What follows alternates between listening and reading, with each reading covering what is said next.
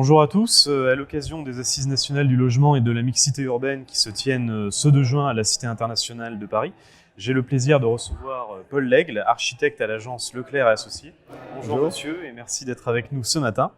Donc vous avez co-signé avec votre confrère François Leclerc Le bois dont on fait les villes, paru aux éditions Parc Books en février dernier, dans lequel vous revenez sur le rôle et la place du bois dans l'architecture urbaine, mais aussi plus largement sur les enjeux qu'a déjà su relever la filière bois française, mais aussi les défis qui l'attendent encore, parce que tout n'est pas encore gagné.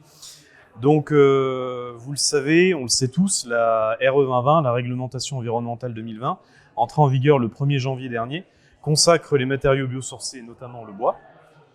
Alors j'aimerais, Paul Lègle, qu'on revienne ensemble sur, quand on a préparé cet entretien, vous avez qualifié le matériau bois de super matériau. En quoi est-il capable de relever les enjeux d'aujourd'hui et de demain ? Alors pourquoi c'est un super matériau ? Pourquoi j'emploie ce terme de super matériau ? C'est que le bois, on le connaît depuis nos univers de folklore alpin du chalet suisse. Et en fait, le bois à ce moment-là n'est qu'un matériau de construction. Ce n'est pas comme le béton qui est capable de faire effectivement beaucoup de programmes, beaucoup de hauteur, beaucoup de portée technique. Le bois, il est devenu finalement assez récemment un super matériau dans la mesure où techniquement il est très performant et aussi il permet de construire tous les programmes, que ce soit évidemment du sport, de l'enseignement, du bureau, du logement évidemment, qui n'est pas le moindre effort. Voilà. Et il a des vertus écologiques, environnementales, on parle beaucoup de carbone. C'est là où tout d'un coup, aujourd'hui en fait, dans cette gamme de super matériaux dont on dispose, tout d'un coup le bois a évidemment sa place, puisque on le sait, c'est un matériau décarboné. Voilà, donc il y a encore des choses à faire, mais on vient quand même sur les 10 dernières années d'accomplir énormément d'innovations portées par des industriels, pas que des architectes, donc des industriels, des promoteurs qui se sont investis et qui ont investi dans ce matériau. Donc on sort de 10 ans d'innovation et on a devant nous, là encore aussi, tout un tas d'innovations à accomplir qui sont très intéressantes. Ouais. Un retour aux sources et puis en même temps il y a toujours ce côté effectivement, ce qu'on disait juste avant le début de cet entretien, les challenges à relever. Donc, oui. Effectivement ça peut être stimulant pour l'innovation. Alors pour autant, vous insistez sur la complémentarité des solutions constructives.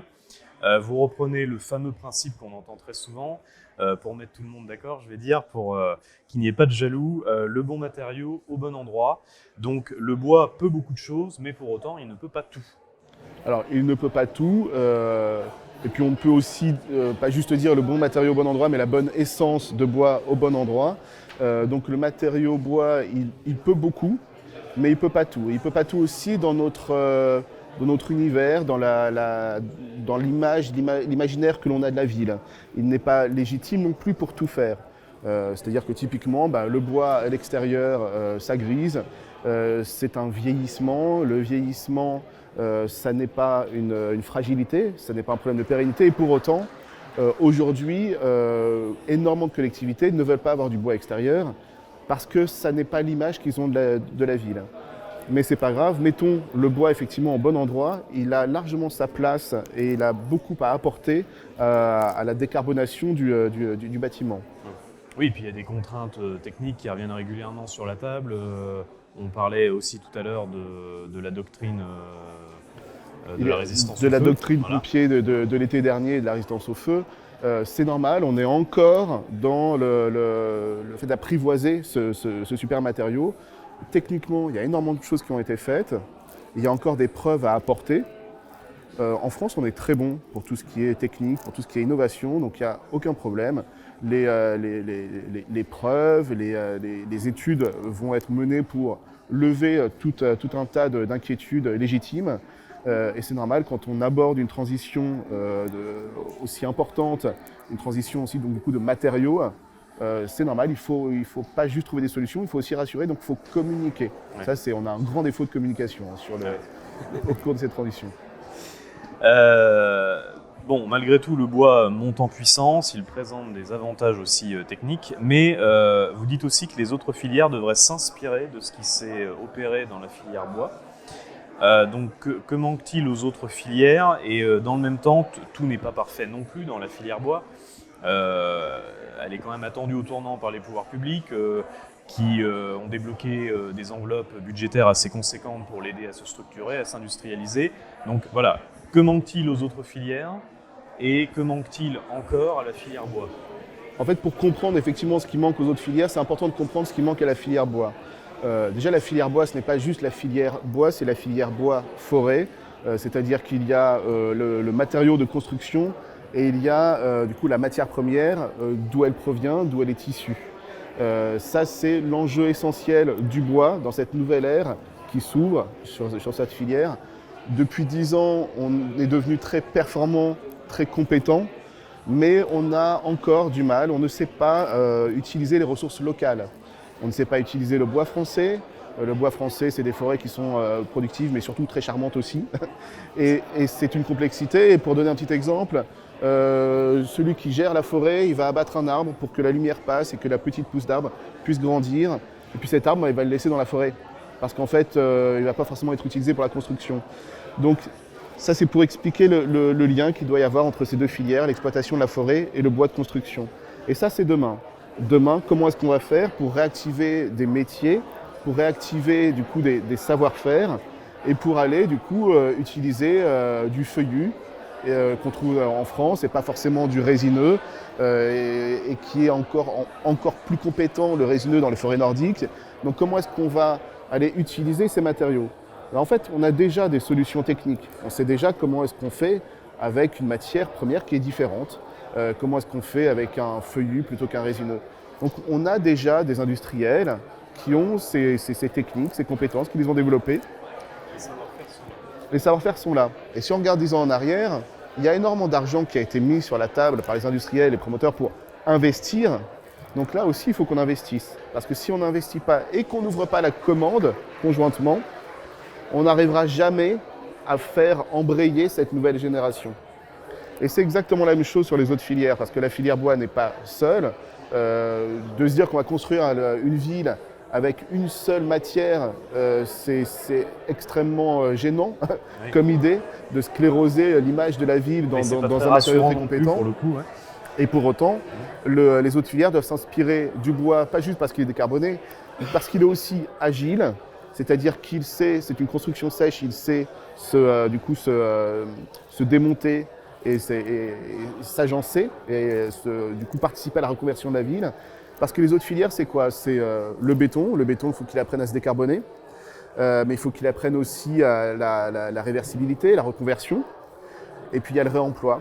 Le réemploi, c'est là aussi, le réemploi et la reconversion, c'est quelque chose sur lequel il y a énormément à faire. On le voit, nous, là, en ville, à Paris, tous ces bâtiments vides que l'on pourrait encore du coup développer, et on n'a pas trouvé l'économie pour le faire. On n'a pas trouvé le biais économique. C'est tout un modèle économique à mettre en place. Ouais, donc, Comme dans tout changement de filière, comme toute révolution de filière, il y a un moment où ça coûte plus cher. Donc il faut accepter et trouver les moyens que ça coûte plus cher sur cette première période pour qu'ensuite on puisse trouver son point d'équilibre. Il y a 10 ans, le bois, la mêlée collée qu'on utilise très bien aujourd'hui, il n'était pas au même prix. Voilà. Là aussi, il faut arriver à convaincre, à rassurer. Il faut trouver des biais. Ouais. Mais c'est quand même bien parti, puisqu'effectivement, les industriels du béton disent qu'ils investissent beaucoup dans la décarbonation. Ils ont énormément investi. De leurs procédés. On a la mise en place aussi de la filière REP, responsabilité élargie du producteur de déchets dans le bâtiment, là, prochainement, dans les mois qui viennent. Donc tout ça se met en place quand même. Mais ce qui est intéressant, c'est que dans ces initiatives sur les révolutions des autres filières, si on prend par exemple le cas de la terre, la terre, on le voit sur les terres du Grand Paris, c'est une matière première dont un territoire hérite et dont il ne sait pas quoi faire. Et on se pose la question de savoir comment est-ce qu'on va réinvestir de l'intelligence dans cette matière pour en faire un matériau de construction.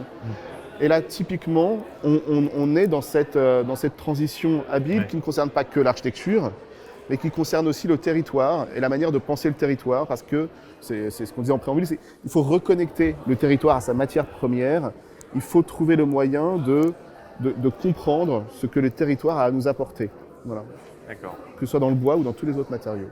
Alors justement, à propos de bois ou d'autres matériaux, est-ce que vous pourriez nous présenter rapidement quelques exemples de réalisations en bois ou effectivement d'autres matériaux, je pense à la paille de riz, on en avait parlé en préparant notre entretien, que vous avez eu l'occasion, des réalisations que vous avez eu l'occasion de piloter? Ce qui est intéressant dans cette notion de reconnecter le territoire à sa matière première, c'est finalement de contextualiser notre réflexion, qu'elle soit architecturale ou urbaine. Et le thème de l'isolation est assez intéressant puisque typiquement voilà, donc à Montpellier où on doit isoler un bâtiment, il doit être vertueux. On pourrait prendre la paille de blé, on sait que ça fonctionne. Et pour autant on est en Camargue, donc il y a de la paille de riz. La paille de riz c'est un fléau, ça brûle, ça coûte de l'argent de s'en débarrasser. Et les collectivités ne savent plus quoi en faire. Donc on se dit plutôt que de faire de la paille de blé, on va faire de la paille de riz. Voilà un débouché, ouais. Bon, bizarrement, c'est pas si simple, mais pour autant les verrous sont tombés très vite et on va faire ce bâtiment en paille de riz. Et tous les maires de Camargue nous disent où est-ce que vous en êtes, le maire d'Arles nous dit où est-ce que vous en êtes de cette paille de riz. Parce que c'est effectivement un vrai enjeu. Mais dans le Nord, on parlerait du lin, et puis on aurait d'autres réflexions. Peut-être que du coup, dans Pays de Loire, on irait chercher la question du climat océanique pour contrebalancer la question de l'isolation. Voilà, il faut territorialiser notre réflexion urbaine. C'est essentiel. Très bien. Pour finir, j'aimerais vous proposer un portrait en 5 traits. Donc on va plutôt faire des réponses courtes dans la mesure où il nous reste peu de temps.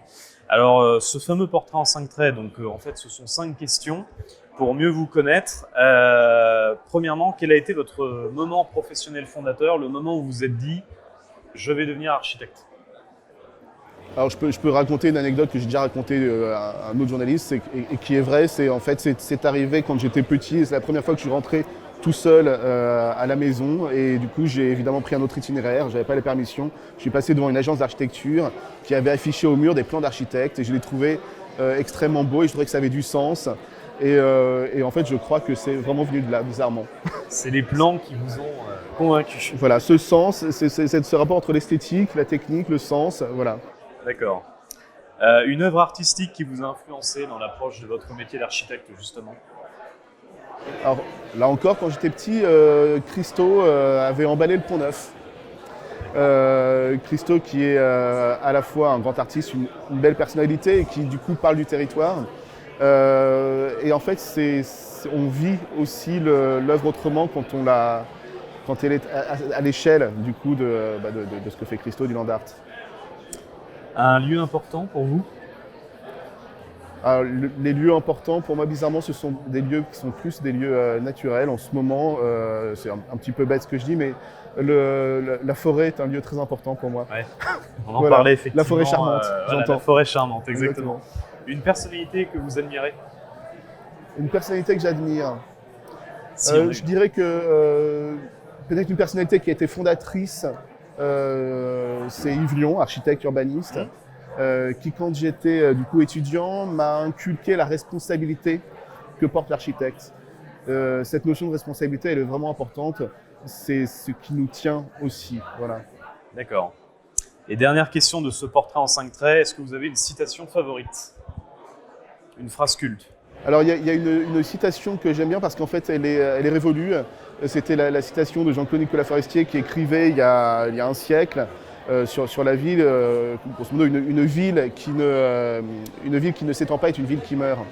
Et en fait, c'était très vrai jusqu'à il y a assez peu de temps, que la ville, effectivement, devait arrêter d'être enfermée dans des murs de 3D. Et là, aujourd'hui, en fait, on pense différemment. On dit que la ville doit effectivement se repenser sur elle-même pour éviter l'artificialisation des sols, etc. Et donc, du coup, je trouve ça assez intéressant comme cette phrase qui était très novatrice, assez récemment ne l'est plus. Oui, maintenant on est dans une logique de densification, au contraire. Donc, ça illustre cette nouvelle ère.